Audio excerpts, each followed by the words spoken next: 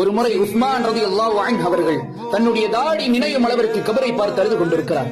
அப்போது அங்கிருந்த தோழர்கள் கேட்கிறார்கள், யா உஸ்மான் ரலியல்லாஹு அன்ஹு அவர்களே, உங்களுக்கு சொர்க்கத்தை பற்றி கூறப்பட்டிருக்கிறது, நரகத்தை பற்றி கூறப்பட்டிருக்கிறது, அங்கே நடக்கும் நிகழ்வுகளை பற்றி கூறப்பட்டிருக்கிறது. அப்போதெல்லாம் அழுகாத நீங்கள் ஏன் இந்த கபரை பார்த்து நீங்கள் அழுகிறீர்கள்? ஏன் இந்த கபரை பார்த்து நீங்கள் அழ வேண்டும் என்று உஸ்மான் ரலியல்லாஹு அன்ஹு அவர்களிடம் கேட்கப்பட்டது.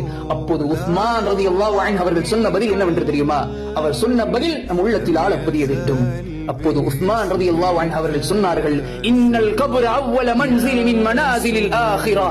இந்த கபர் இருக்கிறதே, இந்த கபர் எப்பேற்பட்டது என்று தெரியுமா? நாளை ஆகிராவின் வீடுகளில் இருந்து முதன்மையான வீடு இந்த கபர் தான்.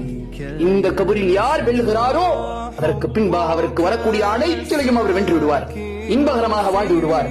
இதில் யார் தோல்வியுற்றாரோ, இந்த கபரில் யார் தோல்வியுற்றாரோ அதற்கு பின்பாக வரக்கூடிய அனைத்து சிரமங்களும் அவர்களுக்கு வேதனையாக முடிந்துவிடும். அதனால் தான் இன்று உஸ்மான் ரலியல்லாஹு அன்ஹு அவர்கள் கபரின் வேதனைகளை பற்றியும் கபரின் அம்சங்களை பற்றியும் வெளிப்படுத்தினார். உணர்ந்து கொள்ள வேண்டும். மனிதன் புரிந்து கொண்டான், உலக வாழ்வு முடிந்து விட்டால் மறுமையை நோக்கி சென்று விடலாம் என்று. உலகத்திற்கும் மறுமைக்கும் மத்தியில் மன்னரை காத்துக் கொண்டிருக்கிறது. அந்த மன்னரையில் யார் வெல்கிறாரோ அவர்தான் அதை மறுமையில் வெல்ல முடியும். மன்னரையில் யார் கேட்கப்படும் கேள்விகளுக்கு தைரியமாக துணிச்சலாக பதிலை கூறுகிறாரோ அவரால் தான் நாளை மறுமையில் வெல்ல முடியும். மன்னரையின் வாழ்வுக்கு முதன்மையாக தயார் செய்து கொள்ள வேண்டும் தன்னுடைய வாழ்க்கையை.